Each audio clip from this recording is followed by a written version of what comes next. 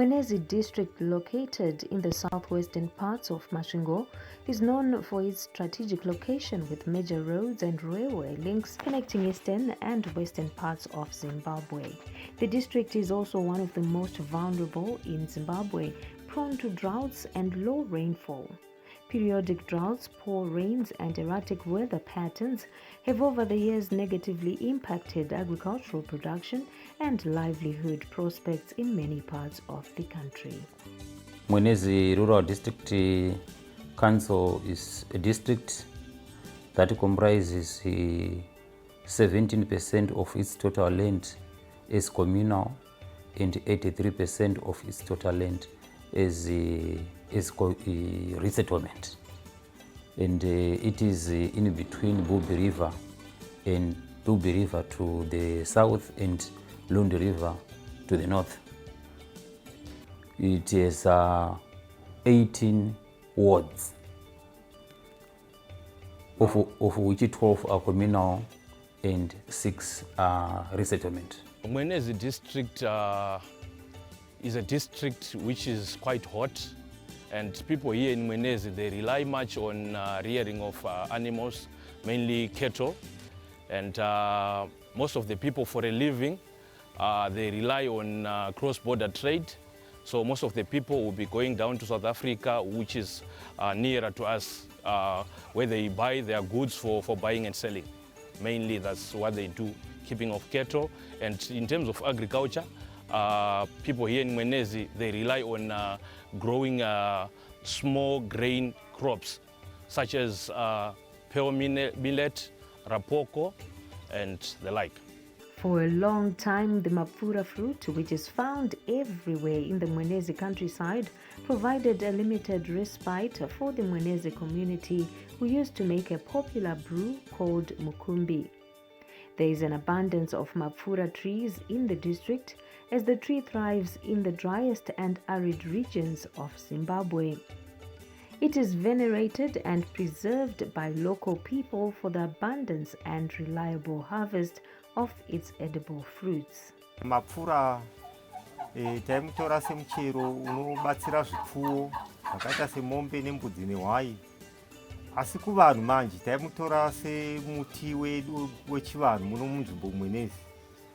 Tichimwa tichifara nehama neshamwari. Tichidodhakwa iri waini taitotora semuchero mukuru. Tichidya nyange dai nemasabhwe nemadzishe takadoungana. Tichimwa tichitodya nyama dzembudzi nehuku. Tichifara zvedu. Kumashure uko isusu tinongoziva kuti tichitoita sekuti mutoro wedu. Tichiti masabhuku dzinai mapfura iwawo ounganidza vouya nawo kuno. Isusu sevaridzi venzvimbo tatichimutora fanika mutoro wedu tounganidza tobva tamwa tiri nemasabhuku edu pamwechete nemaheadmen nevamwe vauyiwo vanouya tobva tavapawo. Muti wemupfura muno mumwenezi yakawanda, ndingati every ward inowana mupfura, ine mupfura iyoyo. Then almost every farmer angashayiwe mupfura iyoyo within plot rake. Then from kudhara Traditional Leaders Act variko kumisha uko havatenderi kutemwa kwemupfura. Also iyo mupfura under Communal Lands Forest Produce Act itori a reserved species hautenderi kutemwa. The introduction by government of a policy on heritage-based economy, where natural resources are to be used in a sustainable manner to drive the country's economic recovery, set the tone for the transformation of Mwenezi District, which for years had to contend with a place on the fringes of the national cake.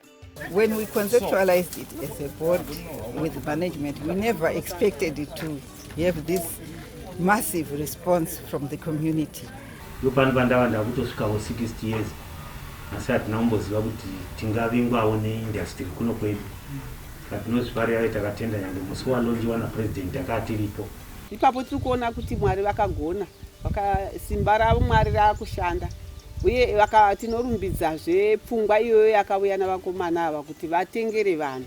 Vanhu muno vaingoprocessa marula wine yavachimwa but mamwe aiora saka aiora ngotsakati kakaderwa pana waitora shomwe wazopa pane makambanisi aitora vana parogate vachinoprocesserawo zvinenge zvoti vane iyi inoprocessera animal stock feed ipapo saka pane value addition vanhu vachitoona kuti we are benefiting because vari kutengesa marula chaiwo fruit direct ikoko alike vaitozotenga makennels achienda saka vanobva vatowana sort of revenue yokuti vatengese vabhadhare vana vazvikoro nezvimwe so ndonasa kuti it's a good project yauya mudistrict inoimprove livelihood yecommunity. Very few, if any, ever imagined that in 2022, the Mapfura fruit would be a source of pride and economic escape hole where villagers from all corners of Mwenezi District would derive income. Pandavia ndine chinangwa chokutengesa mapfura. Uye kutengesa mapfura apa zvinoita kubatsirika panyaya dzemari dzezvikoro. Tinoona kuti paone shanduko nokuti mari yacho yechikoro yanga ichinetsa. Iko zvino tinoona kuti tinenge chibatsirikawo nemhaka kuti mari yanenge ichiwana ndokukwanisa kupinda kunobhadharira vana vechikoro. Tinoona kuti zvinoditira nyore. As Forestry Commission kwatiri it's an added advantage because tiri kutarisa kuti tainstilla value in natural woodlands, in natural forest, in natural trees. So zvinobatsira kupreserva miti yakaita semupfura. Kuma communities sevanhu vanga vagara zvavo vasingautemi but value vanga vasina yakanyanya vaingotora vachingoita zvokumwa vachitevedza kuti nhasi tiri kuenda kumukumbi kwaningi, nhasi tiri kuenda mukumbi kwaningi, but now vakuwana something because vakuuya nayo vachiwana value, vachiwanawo chauviri, vachiwana sustainable livelihood kubva kumupfura iyoyo. Then it means kuti kana zvadaro havachanotemi mupfura iyaya, vakukwanisawo kuzvodzvara imwe mupfura so that vawane mari yakawanda from the woodland yemapfura. Unogona kubva panapa kanotenga chiupu chako kana kubva panapa unobhadharira mwana school fees, zvatibatsira pakawanda. Uye zvatotibatsira kudzivirira noise mudzimba mwana wakadhakwa nemukumbi wekuzvitsigira vanorovana. Ya saka nekunyaya kuti mazhinji anachiuya kuno mikumbi inozoitawo mishoma mudzimba vanhu vachanyanyi noise asi haiwa mapfura atibatsira zvikuru.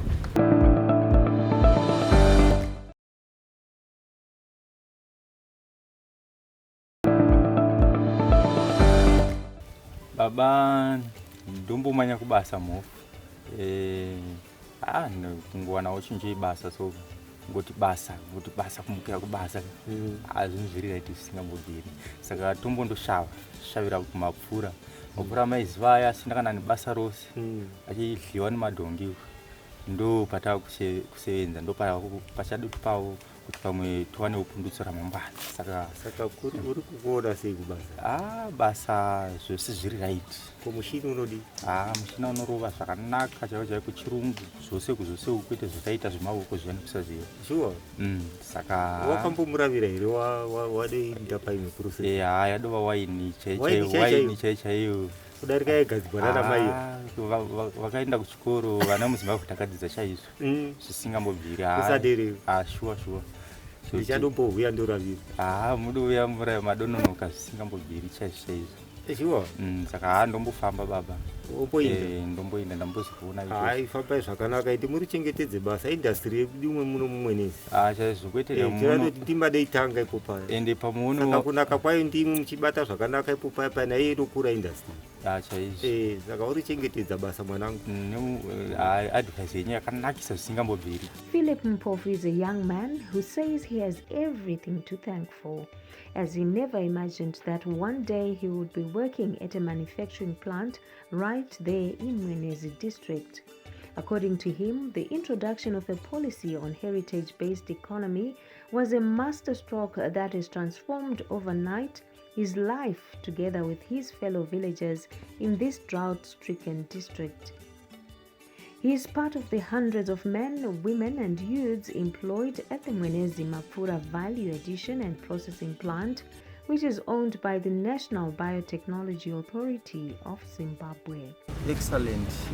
Mupenyu bwetinahwo muno tosiudzana hakuna mabasa tisingoudzawo nyange kuti tichindawo chikoro ndakanyora last year this year nekuda kuCovid-19 ndikabva ndadouyawo kuno kubasa tichingopedza kunyora saka excellent ndiri kufara zvisingambobviri chaizvo chaizvo zvisingambobviri ndaonawo pekutangira nyange zvinhu tichiti zvakaoma unokwanisa kuti uwane kosi yako wozvisimudzira muupenyu ndati Mapfura zvinhu zvatangojaira zvingoshoreka zvisingambobviri tichingodorasha kumba vabereki vanotsinha vachimwira kumaraini zvipovo zvichidla asi iko zvino zvakutopinza mari nyange kutanga kukaita project iri pane shanduko huru sevashandi nyange uri musha wakaenda unobva wadonyatsoona zvazviri kuti musha unoendera mberi zvakadi kutanga zvako asi ndekutarisiro nembe kuti zvanyatsoendera mberi zvakanaka nekuti pamusha pari kutinakira.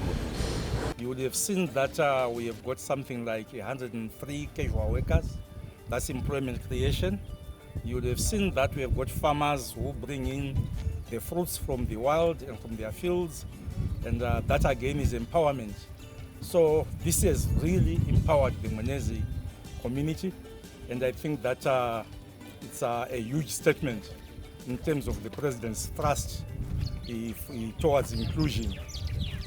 The President likes to say, "Tichavaka nyika yedu brick by brick," and no one will be left behind. And I don't know if there is another rural factory like this. I know there's one in Mutoko for tomatoes and vegetables, but I believe this is the very first one that we have had in the country, and we are proud to be part of it. The Rutenga processing plant has brought a fresh catalyst for economic growth in the district and surrounding areas. The factory can produce 75,000 liters of concentrated Mapfura juice per month and would get its key raw materials from the Mwenezi community at an agreed price during the peak season from the end of January to April, when the fruit would be in abundance. Today we celebrate the first production of Mapfura products, the wine and the various other products including the oil. In the past this was going to waste, but now we are value adding it, and very soon in 2 months time you'll be getting a product, the Marula Mapfura wine in the market. This project exemplifies the inclusion of everyone in Zimbabwe in the development of the country. Mapfura have been around forever, and we have known Mukumbi to exist forever as well, and people have been just basically brewing small quantities of each in their homes. Now the Mwenezi community will be going commercial. It is 10 o'clock in the evening and already long queues can be seen at the imposing processing plant as villagers from all corners jostle to deliver their fruit for rich pickings in hard cash. Ndindaita munhu kutanga kusvika pano ndini number 1. Ndasvika pano apa dziri mapast 3 makuseni. Saka ndonga distance ndafamba inosvika kuma 5 kilometers. Ndakasenga nemadhongi amuri kuona. Saka chichemo chedu manje ndechekuti depawanikwawo transport inotibetsera kutakura. Basically, this plant is a social plant. We get the marula from the locals. So far, we have received about 500,000 kgs, which is 500 tons of marula from the local farmers. We have registered about 3,000 farmers who bring in their produce. And from one farmer can actually get about 100 USD for the produce that he or she brings in the plant.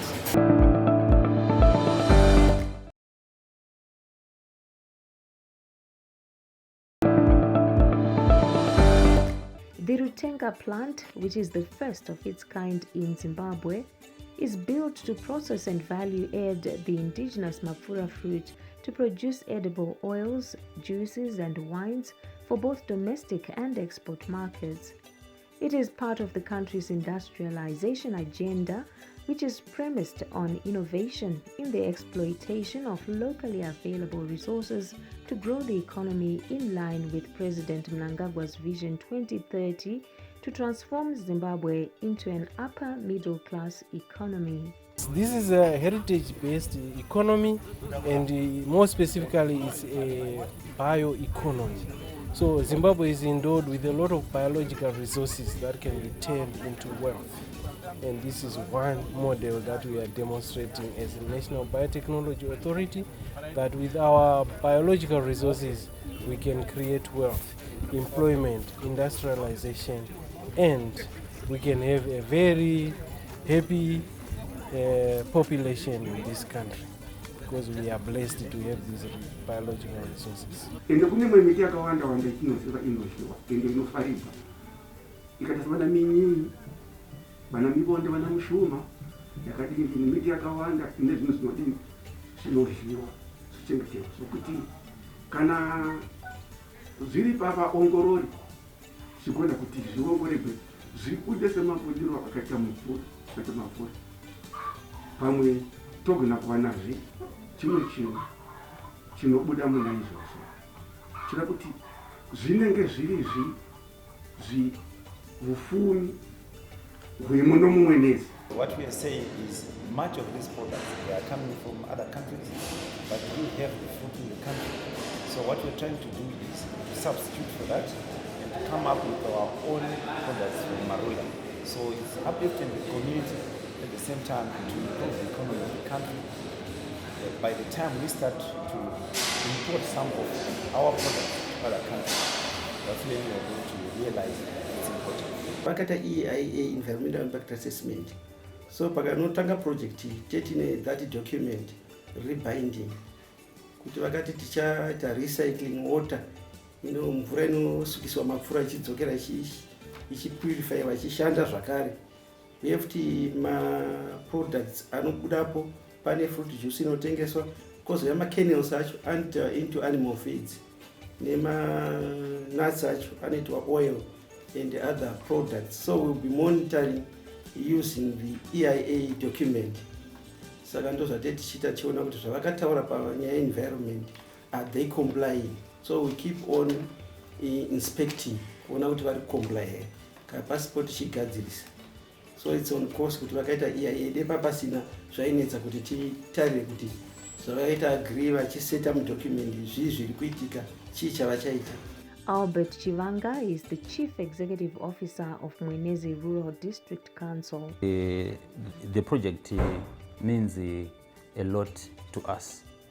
First of all, it came about after our participation in the Zimbabwe International Trade Fair, where we took locally made marula juice and the seed, and we exhibited these at the Zimbabwe International Trade Fair.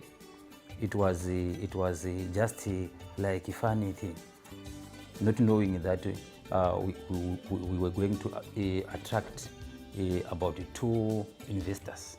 After about 3 months after the exhibition, the 2 companies came to us and showing an interest in venturing into Amarula, and we engaged the chiefs, we engaged the elderly women who know how to prepare the Amarula juice, and it was acceptable to the 2 companies, and then they applied for stands to construct factories for such use, and then that's how it started up to until the commissioning of the plant by the head of state, the HE. Takatotarisira kuti dei imwe ndikiri yakafanana nedevelopment munzvimbo deyawedzera zvaramba zvichiuya munzvimbo muno medu takadaridzwa nezvakawanda. Munga takatarisa kune muchini weetano wakatoinda kuna nachizimbajo wakanga wauya zvemurutenga vanhu havana kuziva kuti etano zvoreveka kuti chii noisi takadarikirwa nechitiko ichocho tikatsamwa zvikuru semadzimambo emunomwenezi. Asi tadoona ichi chabuya takachitambira tati varume hatingadarikirwi nezvakawanda, titorei izvi ndabuya ichi kunga takagarawo pasiwo nekumwe utungamiriri hwakawanda tichiratidza kubvuma kuti chitiko ichi dei charamba chiri munzvimbo uye dei charamba chichirarama chichibereka zvimwe zvinhu. Mabasa evana munomu vanonga vasina mabasa vakapindawo mabasa vamwe, nazvino izvi zviri kuramba chingopinda kureva kuti zvinobva zvatisimudzira muno munzvimbo. Marovha oshaipa uye mbavha dzoita shoma, saka tinoda kutenda zvikuru kuti chitiko ichi chakatinakira muno munzvimbo. Right now, one of the companies there has pledged to us 8 solar street lights. Automatically, you see the impact, right? 8 street lights, which we are going to put either at a clinic or at a school or at a business center. We can't always say to make a decision on exactly where, but already that has been pledged. This is an intervention arising from locally found fruits, the factories made within, and the like. So this is a very good and a very good fruit of devolution. Besides fitting within the framework of government's rural industrialization agenda, the processing plant at Rutenga was established through harnessing innovation and science by locals who used locally available resources. This has firmly placed the Mwenezi folks in the economic mainstream of the country, in line with leaving no one and no place behind mantra. We intend to have some collection points in the different districts so that farmers don't have to worry about transporting the fruit to this place. And then we have a storage facility for the fruit so that we process it, and everyone, as NBA, we gain the fruit and the farmers, they get paid for the product. Moving forward, we are measuring to the afforestation of this marula. So we have successfully done tissue culture as well as grafting of the marula plant. And we intend to have these plants to about 100,000 for this season, so that in the next 3 years we still have this fruit in quantities. And also these afforestation programs empowers the local people so that they can actually produce more of the fruit. And because it's actually being improved, it means that we can have a longer season of the marula plant. Chitori chishuwa chedu kuti ma wild fruits apiwe value. Dai taingowana companies anoramba achingodini achiuya achiadd value to the natural trees. Why? Because vanhu vakawana value, vanhu a sense of ownership nemiti iyoyo, vanobva vaichengetedza knowing kuti vanowana something.